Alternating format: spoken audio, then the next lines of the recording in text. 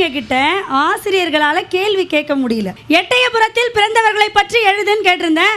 எட்டயபுரத்தில் யார் யாரோ பிறந்தார்கள், நீங்கள் யாரை பற்றி கேட்கிறீர்கள்? கரெக்ட் தானே, அவன் கேட்கறது கரெக்ட் தானே. குசேலர் 27 குழந்தைகளை பெற்று ரொம்ப வறுமையில வாடினார்டா அப்படின்னு உருக்கமா சொல்லிக்கிட்டு இருக்கேன். நிறுத்துங்க, நீங்கெல்லாம் என்ன சொன்னாலும் நாங்கள் கேட்டுருவோம் நினைக்கிறீங்களா? குசேலர் 27 குழந்தைகளை பெற்றாரா? ஆமா. அப்ப கடைசியா ஒரு குழந்தை பெக்கும் போது முதல் குழந்தைக்கு 27 வயசு ஆச்சுல்ல? ஆமா. அப்ப அந்த 27 வயசான குழந்தைய வேலைக்கு அனுப்பி சம்பாதிச்சு குடும்பத்தை காப்பாற்ற வேண்டியதானே? கண்டிப்பா. அதை விட்டுட்டு என்னத்த வறுமையில வாடினார் இன்னும் அதையே பேசிக்கிட்டு இருக்காங்க. அப்ப மாணவர்கள் விழிப்புணர்வோட இருக்காங்க. அதாவது பாருங்க, ஒரு வகுப்புல 40 பிள்ளைகள் இருக்கிறாங்க.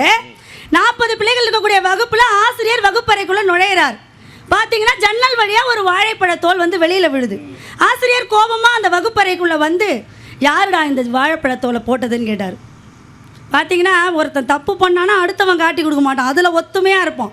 ஒருத்தருக்கு ஒருத்தர் பேசிக்கிறானே தவிர எவனும் காமிச்சு கொடுக்கல. உடனே திரும்பவும் கேட்குறார், யாருடா வாழைப்பழத்தோலை போட்டது? பேசாமல் இருக்காங்க. வாத்தியார் கோவம் வந்துருச்சு. நமக்கெல்லாம் கோவம் வந்தால் என்ன பண்ணுவோம்? டேய் எல்லாரும் எழுந்து பெஞ்ச் மேலே ஏறி நில்லுங்கன்ட்டார். 39 பேர் ஏறி நின்றுட்டானுங்க. ஒரே ஒரு சிறுவன் மட்டும் ஏறி நிற்கவில்லை. உடனே ஆசிரியர் அவனை கேட்டார், ஏண்டா நீ ஏன் ஏறி நிற்கலை?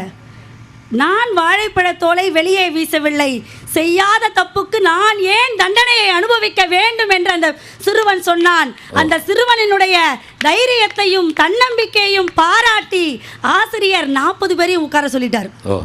அப்படி தைரியத்தோடும் தன்னம்பிக்கையோடும் இருந்த அந்த சிறுவன் தான் பின்னாளில் நம் நாட்டிற்கு சுதந்திரத்தை வாங்கி கொடுக்க பாடுபட்ட பாலகங்காதர திலகர் என்பதை நான் இந்த சபைக்கு தெரிவித்துக் கொள்ளுகிறேன். நீங்க பாருங்க, இன்னைக்கு ஆசிரியர் மாணவர் உறவு பாகுபாடாக மாறுபாடாக இருக்கிறது காரணம் ஒரு கல்வி முறை. அதை நீங்க கேட்டீங்கல்ல, தொட்டனை தூரும் மணற்கேணி மாந்தர்க்கு கற்றனை தூரும் அறிவுன்னா வள்ளுவன். கல்வி எப்படிங்க இருக்கணும்? மணற்கேணியில தோண்டணும். ஒரு மணற்கேணியை சாஃப்டா இருக்கும், அது தோண்ட தோண்ட அதில் அருமையா நீர் ஊறும். அப்படிப்பட்ட கல்வியை கொடுக்க வேண்டும் என்று சொன்னால் இன்றைக்கு இருக்கக்கூடிய கல்வி முறை எப்படி இருக்கு? கல்லில் கூட நார் உரிக்கவில்லை நண்பர்களே, கல்லில் கூட நார் உரிக்கவில்லை, குழந்தைகளின் நரம்பிலே நார் உரித்து கொண்டிருக்கிறது என்று சொன்னால் எப்படி இந்த கல்வி முறை இந்த ஆசிரியருக்கும் மாணவர்களும் உறவு? அதாவது பாருங்க, நீங்க சின்ன வயசுல குழந்தைங்க ஒரு 2-3 வயசுல இருக்கும்போது குழந்தைங்க கிட்ட அந்த புக்கு எடுத்துருச்சுன்னு வச்சுக்கோங்களேன், மா கண்ணா புக்கு கிழிச்சிடாதன்னு சொல்லுவோம். இன்றைக்கு அருமையா ஒரு கவிஞன் எழுதியிருக்கிறான், புத்தகங்களே தயவு செய்து எங்கள் குழந்தைகளை கிழித்து விடாதீர்கள் என்று ஒரு கவிஞன் எழுதுகிறான் என்று சொன்னால், LKG படிக்கிற குழந்தையை 10 kg சுமந்தா எப்படிங்க கல்வி முறை நல்லா இருக்கும்? எந்த தொழிலை வேண்டுமானாலும் நீங்க செய்யுங்கள், ஆனால் ஆசிரியர் பணி என்பது ஆசு கூட்டல் இரியர் என்றால் குற்றம் இல்லாதவர்கள் என்ற அர்த்தம்.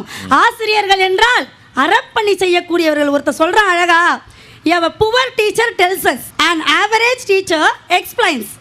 An average teacher explains, a good teacher demonstrates, a great teacher inspires ன்னு சொன்னா, என்றைக்கு ஒரு ஆசிரியன் தன்னை ரோல் மாடலாக மாணவனுக்கு ஆக்கிக் கொள்கிறானோ அங்கே இந்த கல்வி முறை வெற்றி பெறும். அந்த இடத்தில் தான் ஆசிரியர் மாணவர் உறவு மேம்படும். அப்படிப்பட்ட அடித்தளம் தான் இன்றைக்கு முதலில் எங்களுடைய நாட்டுக்கு தேவை.